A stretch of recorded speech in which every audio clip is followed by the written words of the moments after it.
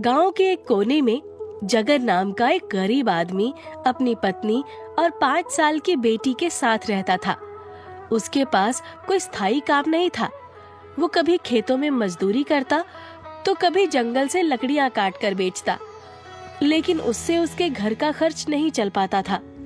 घर में आज अनाज खत्म हो गया है, खाने को भी कुछ नहीं बचा। बिटिया भूखी है। अगर ऐसे ही हाथ पर हाथ रखे बैठे रहोगे तो हम सभी एक दिन भूखे मर जाएंगे। ऐसे खाली बैठने से अच्छा है कि कुछ काम धंधा ढूंढो। मैं भी यही सोच रहा हूँ। गांव में तो कोई काम नहीं मिल रहा, तो क्यों ना मैं शहर जाकर ही कुछ काम ढूंढूं। हाँ, ये सही रहेगा। शहर में तुम्हें जरूर कोई ना कोई काम मिल जाएगा। अगली सुबह जगन शहर चला जाता है। वो पूरे दिन शहर में काम ढूंढता है, पर उसे कहीं कोई काम नहीं मिलता। भूख से बेहाल होकर वो एक पानी पूरी के ठेले के पास जाकर खड़ा हो जाता है। पानी पूरी वाला जगन को देखकर बोलता है, पानी पूरी आइए और मसालेदार पानी पूरी खाइए। भाई, ये क्या चीज है? जरा मुझे भी खिलाना। हाँ भाई, क्यों नहीं, अभी खिलाता हूँ।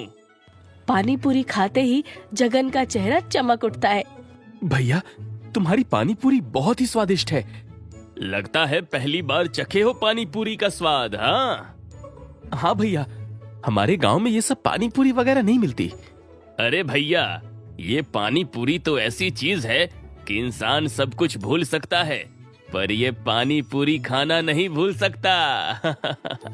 हाँ भैया, सही कह रहे हो, ये है तो बड़ी स्वादिष्ट चीज। देखते ही देखते पानी पूरी के ठेले पर पानी पूरी खाने के लिए लोगों की भीड़ इकट्ठी हो जाती है। देखते ही देखते इस पानी पूरी वाले के ठेले पर लोगों की कितनी भीड़ जमा हो गई। इन लोगों को देखकर लगता है जैसे अभी ठेला खाली हो जाएगा। अगर मैं भी अपने गांव में ये पानी पूरी का ठेला लगा लूं, तो मेरी भी खूब कमाई हो सकती है।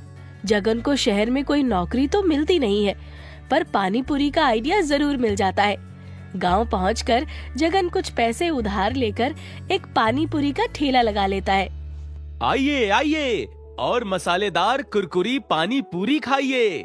सिर्फ 10 रुपए में पूरी 10 पानी पूरी खाइए। अरे सब्जी पूरी तो बहुत सुने हैं, पर पानी पूरी पहली बार सुन रहे हैं। जगन भैया, पूरी के साथ सब्जी बनाना भूल गए हो क्या, जो पूरी के साथ पानी दे रहे हो? हाँ? नहीं, बिल्कुल नहीं भैया। ये पानी पूरी वो सब्जी पूरी वाली नहीं है, ये तो शहर वाली पानी पूरी है। एक बार खाकर तो देखो, मजा आ जाएगा। हाँ हाँ, क्यों नहीं, जरा खिलाई दो पूरी पानी वाली। मुंह में जाते ही जगन चटकारे लेने लगता है। उसे पानी पूरी इतनी स्वाद लगती है कि वो बस उसे खाता ही जाता है। जगन भाई, ये तो बहुत ही मजेदार, बहुत ही स्वादिष्ट है। तुम्हारी ये पानी पूरी तो कमाल की है। तभी वहाँ गांव की कुछ औरतें आती हैं। हम सब तुम्हारी पानी पूरी का स्वाद चखने आए हैं, खिलाओ तो जरा हमें भी पानी पूरी। कौन सी वाली खिलाऊं? तीखी, मीठी, खट्टी मीठी या मसालेदार? इतने नाम सुनकर तो मेरे मुंह में पानी आ गया। मुझे तीखी वाली खिलाना। और मुझे खट्टी मीठी। मुझे मीठी वाली खानी है। जगन सभी को पानी पूरी खिलाता है और सभी औरतें चटकारा लेते हुए पानी पूरी खाती हैं। सुबह से शाम तक जगन की खूब कमाई होती है और सारी पानी पूरी यूं ही खत्म हो जाती है। अब तो पूरे गांव में जगन की पानी पूरी की चर्चा होने लगती है। घर जाकर जगन बड़ा खुश दिखता है। भगवान का शुक्र है, अब हमारी जिंदगी बेहतर हो रही है। हाँ, अब हम भी अच्छा खा सकते हैं, अच्छा पहन सकते हैं, बिटिया को अच्छे स्कूल में पढ़ा सकते हैं। तभी जगन की बेटी गुड़िया दौड़ती हुई आती है और अपने बाबा से लिपट जाती है। बाबा, क्या सच में मैं भी दूसरे बच्चों की तरह स्कूल जा पाऊंगी? हाँ मेरी बिटिया रानी, हम कल ही तुम्हारा दाखिला गांव के स्कूल में कराते हैं। ये सुनकर गुड़िया बहुत खुश हो जाती है और अपनी सभी सहेलियों को ये बात बताने जाती है। कुछ दिन तक सब ऐसे ही चलता रहता है। रोज की तरह एक दिन जगन पानी पूरी बेच रहा होता है। वाह भाई वाह, तुम्हारी ये पानी पूरी मुंह में जाते ही जबान की बल्ले बल्ले कर देती है। मन करता है ये पानी पूरी बस खाता ही जाऊं, खाता ही जाऊं, खाता ही जाऊं। बहुत स्वादिष्ट है ये। हर औरत और बच्चे की जुबान पर तो अब बस तुम्हारी बनाई हुई पानी पूरी है। सभी औरतों की पहली पसंद पानी पूरी हो गई है। बिना खाए अब रुका नहीं जाता। गांव में पानी पूरी का ठेला लगाकर बहुत ही अच्छा किया तुमने जगन भैया। जल्दी ही जगन के मन में लालच आ जाता है। वो सोचता है कि अगर वो सस्ती सामग्री इस्तेमाल करे और कीमतें बढ़ा दे तो ज्यादा मुनाफा होगा। अब वो अगले दिन भी वही बचा हुआ बासी पानी इस्तेमाल करने लगता है, बासी सामग्री मिलाने लगता है और तेल भी कई दिनों तक नहीं बदलता। अगले दिन वंदना जगन से बोलती है, तुम्हें पानी पूरी के दाम नहीं बढ़ाने चाहिए थे, ये सही नहीं किया तुमने। मैं क्या कर रहा हूँ मुझे अच्छे से पता है, तुम मुझे मत समझाओ। और हाँ, ये तुम क्या कर रही हो? ये मीठी चटनी और पानी पूरी का पानी क्यों फेंक रही हो? इसलिए क्योंकि ये बासा है, कल का। मैं अभी नया और ताज़ा बना दूंगी। तुम इसे नहीं फेंकोगी। मैं आज यही पानी और चटनी इस्तेमाल करूंगा। पता भी है कितनी लागत लगती है और मेहनत लगती है ये बनाने में। पर ये गलत है। लोगों की सेहत के साथ तुम ऐसा नहीं कर सकते। वो इस बासी सामान को खाकर बीमार पड़ सकते हैं। वैसे भी इन सबको बनाने में कुछ ज्यादा तो खर्च नहीं होता। जगन वंदना के हाथ से चटनी का पतीला छीन लेता है। अगर गरीबी से बाहर आना है तो हमें ये सब करना ही होगा, समझी तुम? वंदना के लाख समझाने के बावजूद जगन नहीं मानता और गांव के लोगों को कई कई दिनों का बचा सामान खिलाने लगता है। कुछ हफ्तों बाद गांव के कई लोग बीमार पड़ने लगे। बच्चे पेट दर्द और उल्टी से तड़प रहे होते हैं। ये क्या हो रहा है? अचानक हमारे गांव में इतनी बीमारी क्यों फैल गई? बच्चे बड़े सब बीमार पड़ने लगे हैं। पहले तो कभी ऐसा नहीं हुआ। मेरा बेटा रात भर रोता रहा, उसे बहुत उल्टियाँ हुई।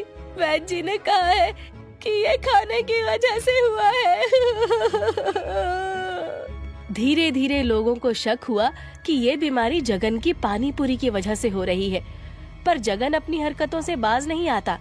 एक दिन जगन की बेटी भी पानी पूरी खाने पहुंच जाती है। बाबा, बाबा, मुझे भी पानी पूरी खानी है। जगन की बेटी पानी पूरी खा तो लेती है, पर वो भी उसे खाकर बीमार पड़ जाती है। उसके पेट में बहुत तेज दर्द हो जाता है। देखो ना, मेरी बिटिया को क्या हो गया है, कुछ करो। जगन बेटी को लेकर वैद्य जी के पास भागता है। इसे बहुत तेज इन्फेक्शन हो गया है। ये खराब खाना खाने की वजह से हुआ है। इसे अगर जल्दी दवा नहीं दी तो हालत बिगड़ सकती है।